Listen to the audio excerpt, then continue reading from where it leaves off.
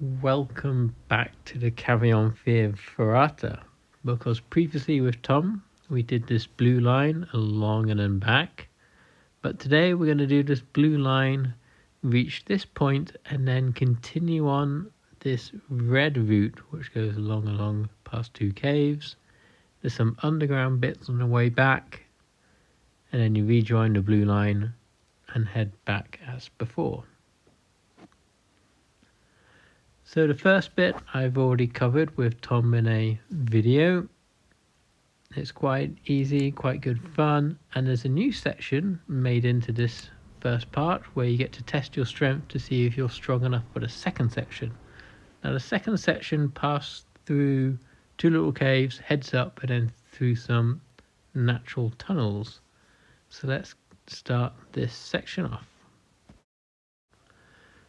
So around we go and we see our first bit of cave, and this one we head towards the back of the cave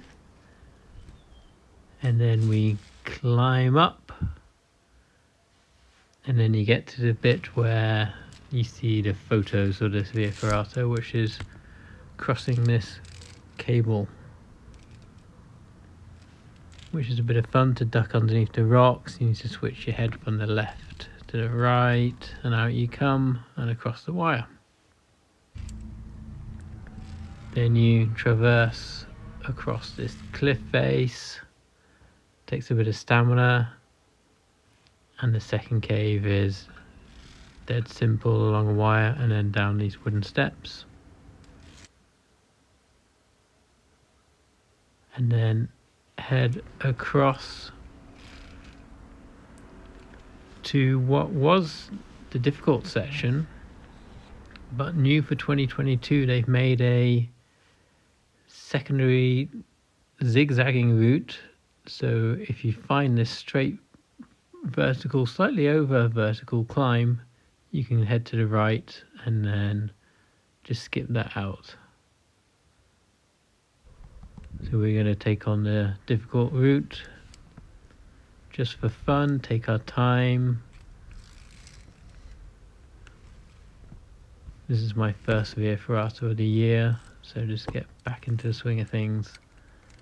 And it's quite interesting to see that they've put in the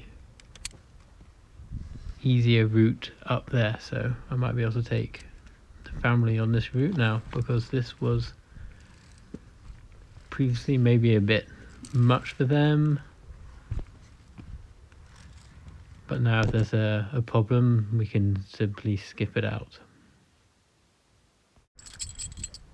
And once at the top, we turn to the left, and you can skip out these cave passages and continue along the cliff edge.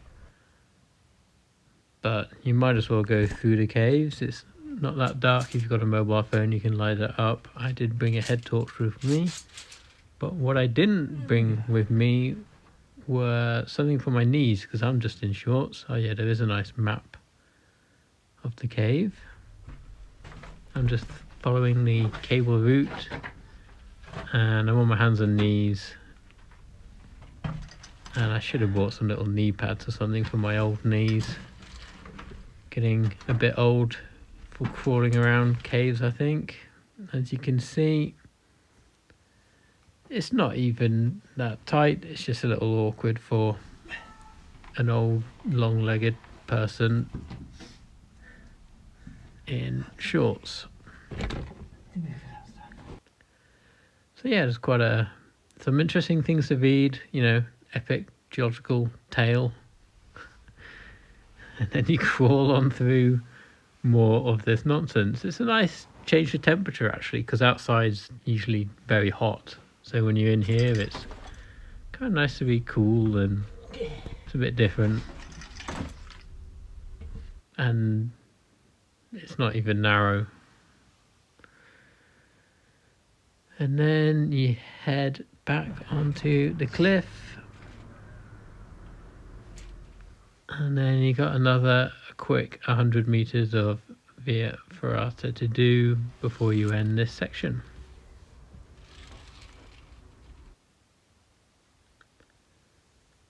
And if you keep your body close to the wall, not leaning back, it doesn't work your hands too much, and it's pretty simple.